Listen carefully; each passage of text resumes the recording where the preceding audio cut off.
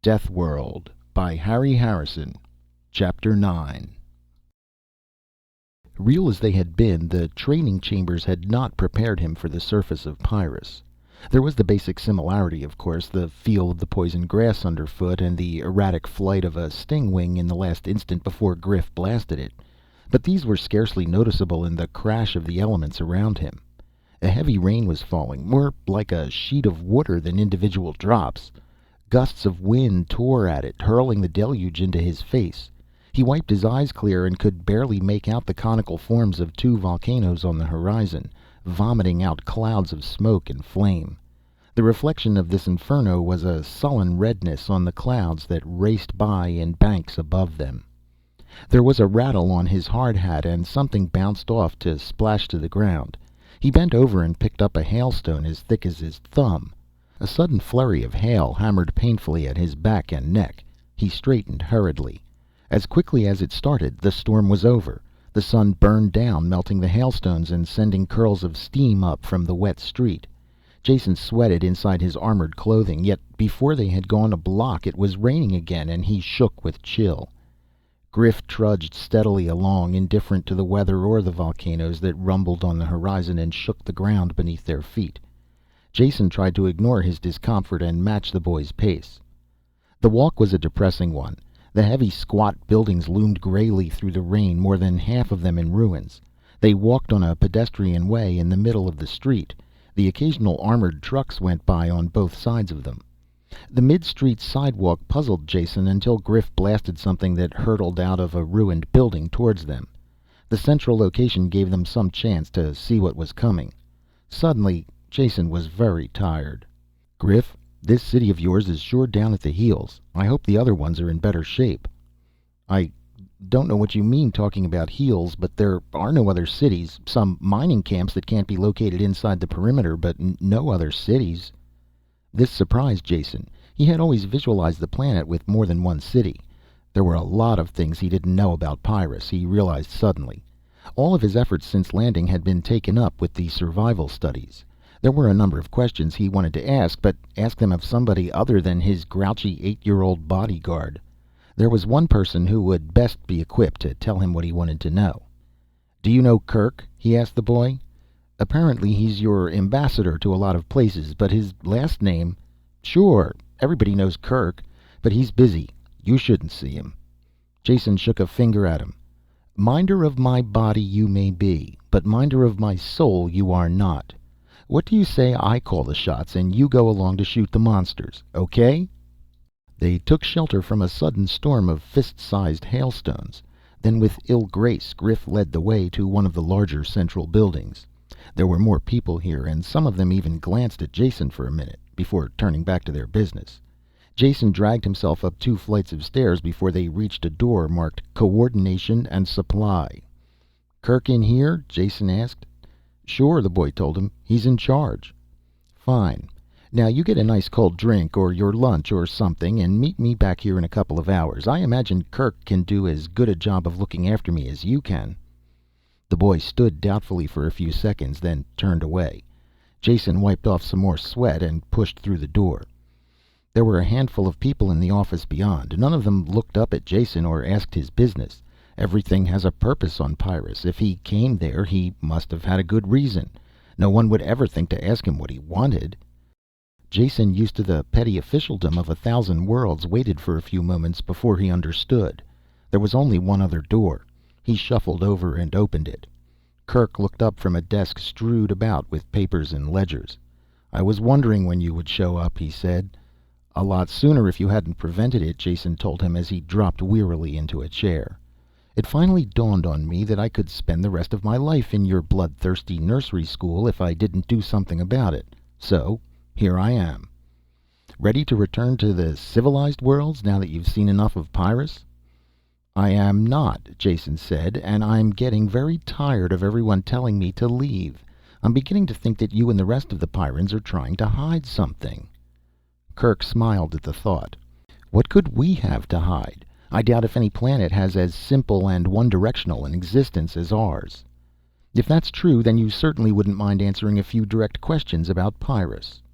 Kirk started to protest, then laughed. Well done. I should know better by now than to argue with you. What do you want to know? Jason tried to find a comfortable position on the hard chair, then gave up. What's the population of your planet? He asked. For a second Kirk hesitated, then said, roughly 30,000. That is not very much for a planet that has been settled this long, but the reason for that is obvious. All right, population 30,000, Jason said. Now, how about surface control of your planet? I was surprised to find out that this city within its protective wall, the perimeter, is the only one on the planet. Let's not consider the mining camps, since they are obviously just extensions of the city. Would you say then that you people control more or less of the planet's surface than you did in the past? Kirk picked up a length of steel pipe from the desk that he used as a paperweight and toyed with it as he thought. The thick steel bent like rubber at his touch as he concentrated on the answer. That's hard to say offhand. There must be records of that sort of thing, though I wouldn't know where to find them. It depends on so many factors. Let's forget that for now, Jason said. I have another question that's really more relevant. Wouldn't you say that the population of Pyrrus is declining steadily year after year? There was a sharp twang as the steel snapped in Kirk's fingers, the pieces dropping to the floor. He stood over Jason, his hands extended towards the smaller man, his face flushed and angry. Don't ever say that, he roared. Don't let me ever hear you say that again. Jason sat as quietly as he could, talking slowly and picking out each word with care. His life hung in the balance. Don't get angry, Kirk. I meant no harm. I'm on your side, remember? I can talk to you because you've seen much more of the universe than the Pyrrans who have never left the planet. You are used to discussing things. You know that words are just symbols. We can talk and know you don't have to lose your temper over mere words. Kirk slowly lowered his arms and stepped away. Then he turned and poured himself a glass of water from a bottle on the desk. He kept his back turned to Jason while he drank. Very little of the sweat that Jason wiped from his sopping face was caused by the heat in the room. I'm sorry, I lost my temper, Kirk said, dropping heavily into his chair. Doesn't usually happen. Been working hard lately. Must have got my temper on edge. He made no mention of what Jason had said. Happens to all of us, Jason told him. I won't begin to describe the condition my nerves were in when I hit this planet. I'm finally forced to admit that everything you said about Pyrrus is true. It is the most deadly spot in the system, and only native-born Pyrrans could possibly survive here. I can manage to fumble along a bit after my training, but I know I would never stand a chance on my own. You probably know I have an 8-year-old as a bodyguard. Gives a good idea of my real status here. Anger suppressed, Kirk was back in control of himself now. His eyes narrowed in thought. Surprises me to hear you say that. Never thought I would hear you admit that anyone could be better than you at anything. Isn't that why you came here, to prove that you were as good as any native-born Pyrran? Score one for your side, Jason admitted. I didn't think it showed that much, and I'm glad to see your mind isn't as muscle-bound as your body. Yes, I'll admit that was probably my main reason for coming. That and curiosity. Kirk was following his own train of thoughts and puzzled where they were leading him. You came here to prove that you were as good as any native-born Pyrran, yet you now admit that any 8-year-old can outdraw you. That just doesn't stack up with what I know about you. If you give with one hand, you must be taking back with the other. In what way do you still feel your natural superiority? Jason thought a long time before answering. I'll tell you, he finally said, but don't snap my neck for it. I'm gambling that your civilized mind can control your reflexes, because I have to talk about things that are strictly taboo on Pyrrus. In your people's eyes, I'm a weakling because I come from off-world. Realize, though, that this is also my strength. I can see things that are hidden from you by long association. You know, the old business of not being able to see the forest for the trees in the way? Kirk nodded agreement, and Jason went on. To continue the analogy further, I landed from an airship, and at first all I could see was the forest. To me, certain facts are obvious. I think that you people know them too, only you keep your thoughts carefully repressed. They are hidden thoughts that are completely taboo. I'm going to say one of them out loud now, and hope you can control yourself well enough not to kill me. Kirk's great hands tightened on the arms of his chair, the only sign that he had heard. Jason talked quietly and smoothly and easily as a lancet probing into a brain. Human beings are losing the war on Pyrrus. There is no chance they can win. They could leave for another planet, but that wouldn't be a victory. Yet, if they stay and continue this war, they only prolong a particularly bloody form of racial suicide. With each generation, the population drops, until eventually the planet will win. One arm of Kerk's plastic and steel chair tore loose under the crushing grasp of his fingers. He didn't notice it. The rest of his body was rock still and his eyes fixed on Jason. Looking away from the fractured chair, Jason sought for the right words. This is not a real war, but a disastrous treating of symptoms, like cutting off cancerous fingers one by one. The only result can be ultimate death. None of you seems to realize that. All you see are the trees. It has never occurred to you that you could treat the causes of this war and end it forever. Kerk dropped the arm of the chair, clattering to the floor. He sat up, astonished. What the devil do you mean? You sound like a grubber. Jason didn't ask what a grubber was, but he filed the name. Call me a Pyrran by adoption. I want this planet to survive as much as you do. I think this war can be ended by finding the causes and changing them, whatever they are. You're talking nonsense, Kerk said. This is just an alien world that must be battled. The causes are self-obvious facts of existence.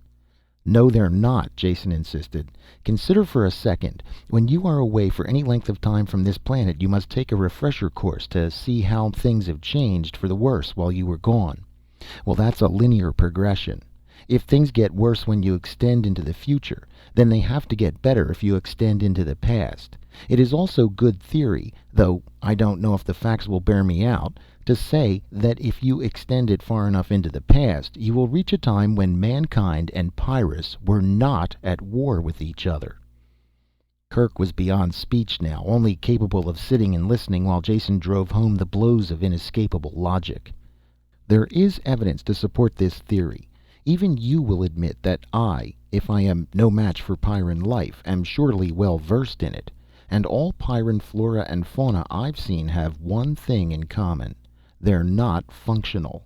None of their immense armory of weapons is used against each other. Their toxins don't seem to operate against Pyrran life.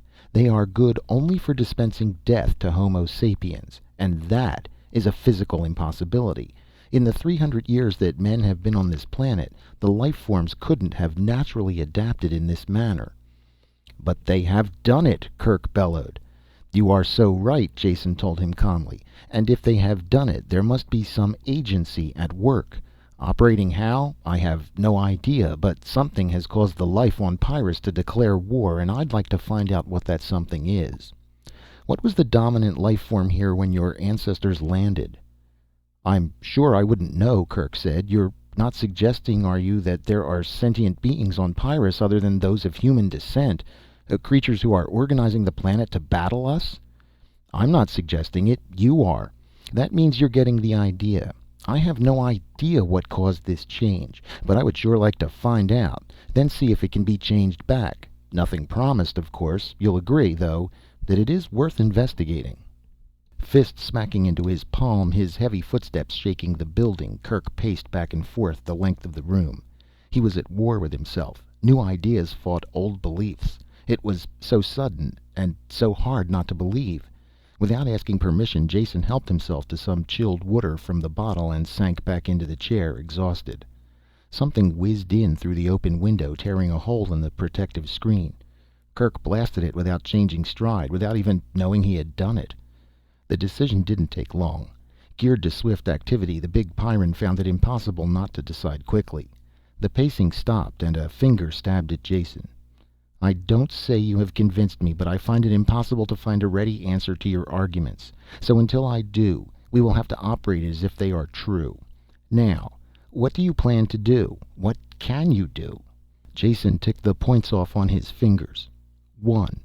I'll need a place to live and work that is well protected, so instead of spending my energies on just remaining alive, I can devote some study to this project. 2. I want someone to help me and act as a bodyguard at the same time. And someone, please, with a little more scope of interest than my present watchdog. I would suggest Meta for the job. Meta? Kirk was surprised.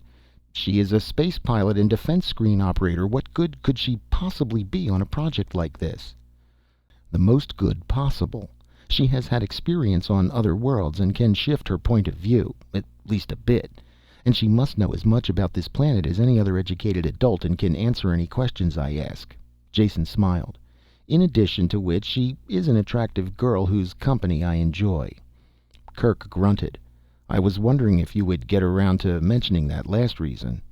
The others make sense, though, so I'm not going to argue. I'll round up a replacement for her and have Meta sent here.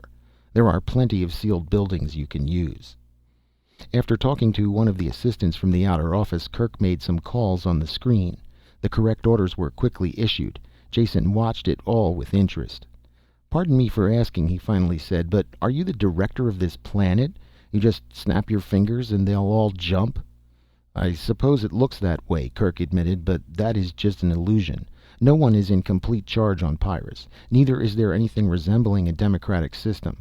After all, our total population is about the size of an army division. Everyone does the job they are best qualified for. Various activities are separated into departments with the most qualified person in charge. I run coordination and supply, which is about the loosest category. We fill in the gaps between departments and handle procuring from off-planet. Meta came in then and talked to Kirk. She completely ignored Jason's presence. I was relieved and sent here, she said. What is it? Change in flight schedule? You might call it that, Kirk said. As of now, you are dismissed from all your old assignments and assigned to a new department. Investigation and research. That tired-looking fellow there is your department head. A sense of humor, Jason said. The only native-born one on Pyrrus. Congratulations. There's hope for the planet yet. Meta glanced back and forth between them. I don't understand. I can't believe it. I mean, a new department. Why?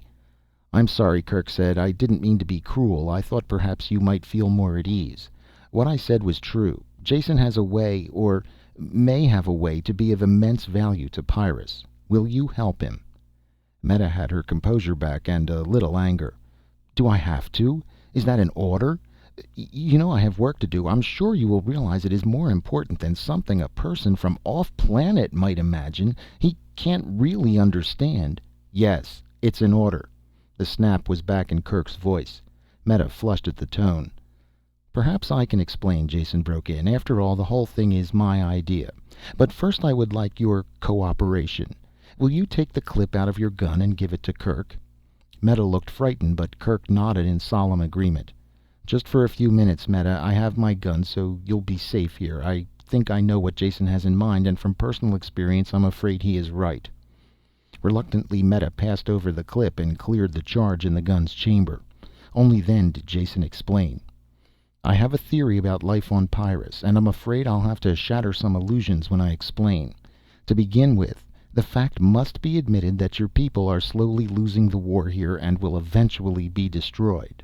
Before he was halfway through the sentence, Meta's gun was directed between his eyes and she was wildly snapping the trigger. There was only hatred and revulsion in her expression. Kirk took her by the shoulders and sat her in his chair, before anything worse happened. It took a while before she could calm down enough to listen to Jason's words. It's not easy to have the carefully built-up falsehoods of a lifetime shattered. Only the fact that she had seen something of other worlds enabled her to listen at all. The light of unreason was still in her eyes when he had finished telling her the things he and Kirk had discussed. She sat tensely, pushing forward against Kirk's hands as if they were the only things that stopped her from leaping at Jason. Maybe that's too much to assimilate in one sitting, Jason said, so let's put it in simpler terms. I believe we can find a reason for this unrelenting hatred of humans. Perhaps we don't smell right. Maybe I'll find an essence of crushed Pyrran bugs that will render us immune when we rub it in. I don't know yet. But whatever the results, we must make the investigation. Kirk agrees with me on that. Meta looked at Kirk and he nodded agreement. Her shoulders slumped in sudden defeat. She whispered the words. I can't say I agree or even understand all that you said, but I'll help you, if Kirk thinks that is the right thing to do. I do, he said. Now, do you want the clip back for your gun? Not planning to take any more shots at Jason? That was foolish of me, she said coldly while she reloaded the gun. I don't need a gun. If I had to kill him, I could do it with my bare hands. I love you too, Jason smiled at her. Are you ready to go now?" "Of course." She brushed a fluffy curl of hair into place. "First we'll find a place where you can stay. I'll take care of that. After that, the work of the new department is up to you." End of Chapter 9 of Deathworld by Harry Harrison.